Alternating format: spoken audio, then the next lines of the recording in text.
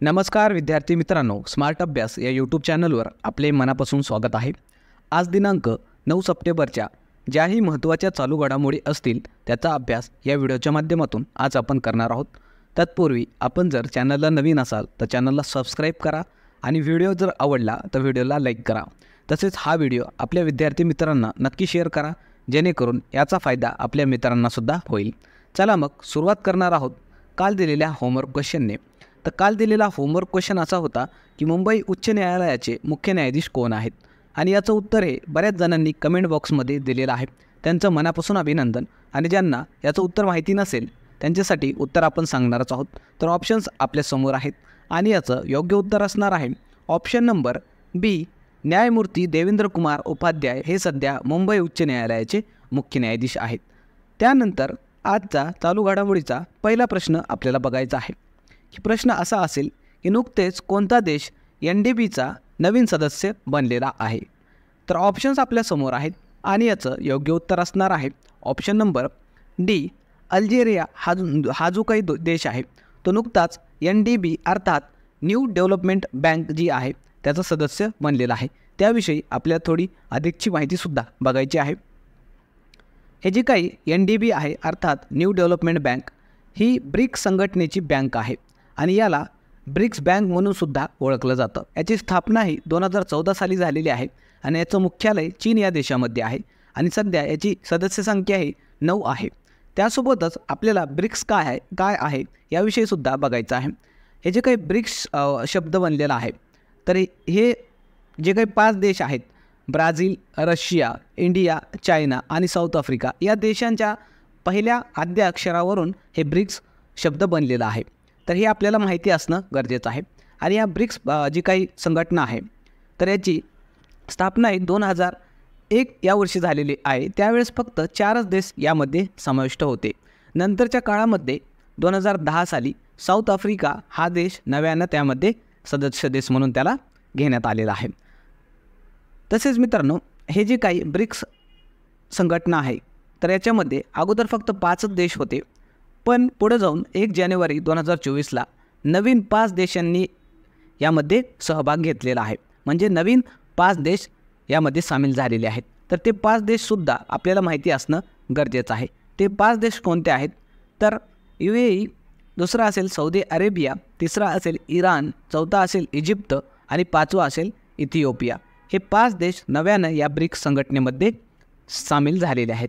या गोष्टीसुद्धा आपल्या परीक्षेच्या दृष्टीने महत्त्वाच्या आहेत, म्हणून आपण त्या गोष्टीसुद्धा लक्षात ठेवायच्या आहेत। त्यानंतर पुढचा प्रश्न आपल्याला बघायचा आहे की नुकतेच ओणम महोत्सव कोणत्या राज्यात साजरा करण्यात आला।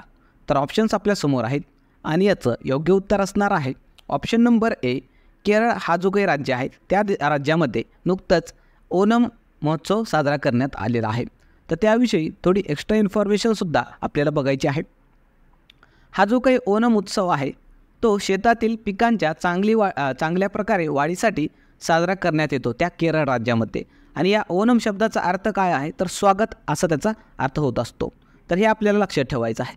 तसेच मित्रांनो, इतर जे काही वेगवेगळ्या भारताच्या भागामध्ये आपल्या देशामध्ये जे उत्सव होतात त्याविषयीसुद्धा आपल्याला थोडंसं बघायचं आहे। पोंगल नावाचा जो काही उत्सव होतो तो केरळ या राज्यामध्ये होतो। हरेला हा उत्तराखंड या राज्यामध्ये साजरा केला जातो। हॉर्नबिल नावाचा उत्सव नागालँड या राज्यामध्ये साजरा केला जातो आणि लोसांग हा सिक्कीम या राज्यामध्ये साजरा करण्यात येतो। तर या गोष्टीसुद्धा आपण लक्षात ठेवायच्या आहेत। त्यानंतर पुढचा प्रश्न आपल्याला बघायचा आहे की नुकतेच DRDOने अग्नि-4 मिसाईलचे यशस्वी परीक्षण केले आहे। ते कोणत्या प्रकारची मिसाईल आहे। तर ऑप्शन्स आपल्यासमोर आहे आणि याचं योग्य उत्तर असणार आहे ऑप्शन नंबर डी, जमिनीवर मारा करणारी ही मिसाईल आहे मित्रांनो, अग्नि-4 नावाची। आणि याचं नुकतंच परीक्षण झालेलं आहे। त्याविषयी थोडं एक्स्ट्रा इन्फॉर्मेशनसुद्धा आपल्याला बघणं गरजेचं आहे। हे जे काही ठिकाण आहे ज्या ठिकाणी परीक्षण झालं याचं ते चांदीपूर जे की ओडिशा या राज्यामध्ये आहे त्या ठिकाणी झालेलं आहे।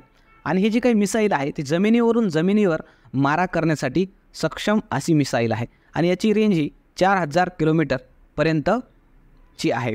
तसेच मित्रांनो, याची निर्मिती कोणी केलेली आहे तर DRDO आणि भारत डायनॅमिक्स यांनी दोघांनी मिळून या अग्नी 4 या मिसाईलचं निर्मिती केलेली आहे। तर या गोष्टी आपल्याला लक्षात ठेवायच्या आहे आणि आपण या ठिकाणी याचं छायाचित्रसुद्धा दिलेलं आहे, जेणेकरून तुम्हाला ती गोष्ट अजून चांगल्या प्रकारे लक्षात राहील।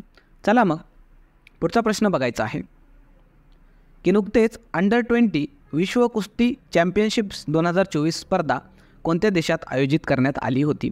तर ऑप्शन्स आपल्यासमोर आहेत आणि याचं योग्य उत्तर असणार आहे ऑप्शन नंबर बी, स्पेन या देशामध्ये नुकतंच ही विश्व कुस्ती चॅम्पियनशिप स्पर्धा आयोजित करण्यात आली होती आणि त्या स्पर्धेमध्ये आपल्या भारताची ज्योती बेरवाल जी काही 76 किलो वजनी गटामध्ये तिने भारतासाठी सुवर्णपदक हे जिंकलेलं आहे।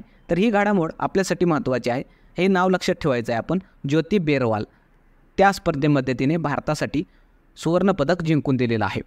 त्यानंतर पुढचा प्रश्न आपल्याला बघायचा आहे की नुकतेच कोणत्या राज्यात महिलांना पोलीस सेवेत 33% आरक्षण देण्यात आलेलं आहे?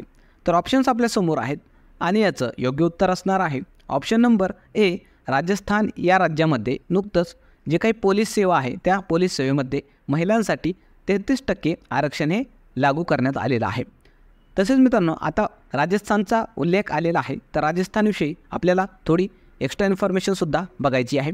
जसं की राजस्थानची राजधानी काय आहे? जयपूर आहे।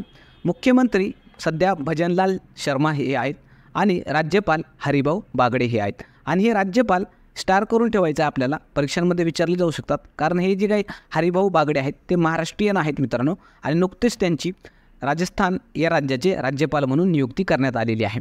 तर हे या गोष्टी आपल्यासाठी महत्त्वाच्या आहेत, त्या आपण लक्षात ठेवायला हव्या किंवा आपण नोट डाऊन करूनसुद्धा ठेवू शकता। त्यानंतर पुढचा प्रश्न आपल्याला बघायचा आहे की नुकतेच अरुणा वासुदेव यांचे निधन झाले, त्यांचा संबंध कोणत्या क्षेत्राशी होता? तर ऑप्शन्स आपल्यासमोर आहेत आणि याचं योग्य उत्तर असणार आहे ऑप्शन नंबर बी, चित्रपट सृष्टीशी त्यांचा संबंध होता। कोण? तर अरुणा वासुदेव आणि यांचं नुकतंच निधन झालेलं आहे मित्रांनो, त्या दृष्टीनं ही घडामोड आपण लक्षात ठेवायला पाहिजे। त्यांच्याविषयी थोडी एक्स्ट्रा इन्फॉर्मेशनसुद्धा आपण बघणार आहोत। या जे काही अरुणा वासुदेव होत्या त्या प्रसिद्ध भारतीय चित्रपट समीक्षक होत्या आणि त्यांना कोणकोणते पुरस्कार देऊन त्यांचा सन्मान करण्यात आलेला आहे ते सुद्धा आपल्याला बघणं गरजेचं आहे। त्यांना पहिला सत्यजित रे मेमोरियल पुरस्कार देऊनसुद्धा सन्मान करण्यात आलेला आहे।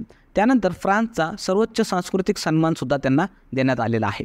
तर हे पुरस्कार आपण लक्षात ठेवायचे आहेत। तसेच अलीकडच्याच काळामध्ये ज्या काही महत्त्वाचे व्यक्तिमत्व ज्यांचं की निधन झालेलं आहे त्यासुद्धा आपल्याला बघणं गरजेचं आहे, कारण यावरसुद्धा आपल्या परीक्षांमध्ये प्रश्न विचारले जातात।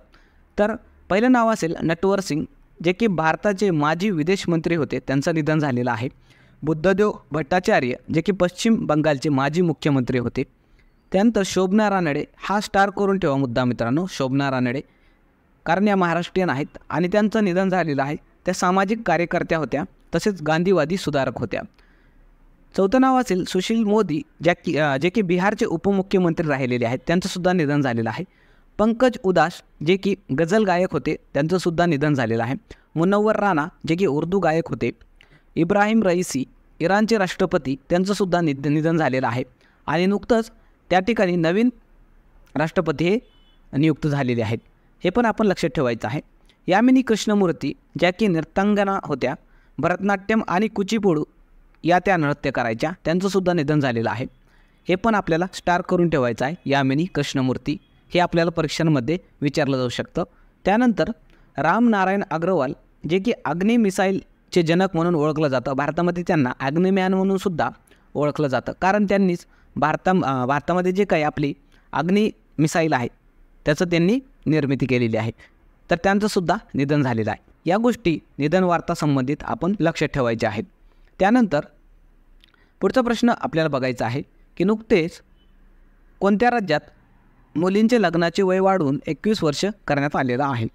तर ऑप्शन्स आपल्यासमोर आहेत आणि याचं योग्य उत्तर असणार आहे option number C, Himachal Pradesh या राज्याने नुकतंच मुलींचं लग्नाचं वय हे वाढवून 21 वर्ष एवढं केलेलं आहे।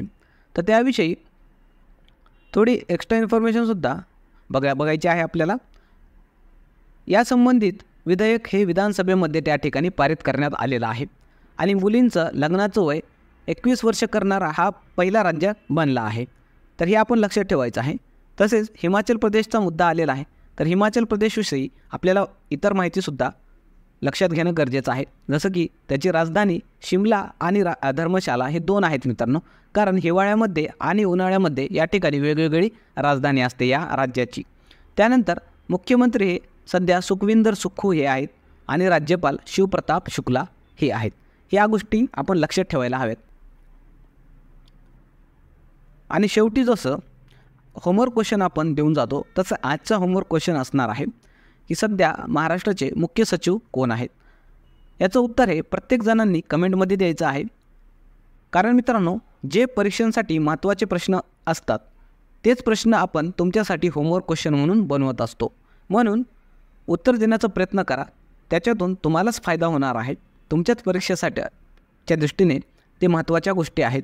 म्हणून उत्तर द्यायचं आहे प्रत्येकाने. कोणीही प्रश्न स्किप करून पुढे जायचं नाही. उत्तर देण्याचा प्रयत्न करा. जरी नाही आलं तरी आपण उद्याच्या व्हिडिओमध्ये ते डिस्कस करणारच आहोत.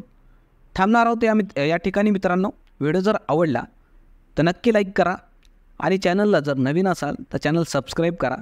तसेच आपल्या टेलिग्राम चॅनलवर जाऊन तुम्ही आपल्या टेलिग्राम जॉईन करू शकता. त्या ठिकाणी आपण आपल्या लेक्चरच्या मोफत नोट्स वगैरे आणि इतरसुद्धा स्टडी मटेरियल टाकत असतो. तर थांबणार आहोत या ठिकाणी. पुन्हा भेटूया एका नवीन व्हिडिओसह. तोपर्यंत धन्यवाद.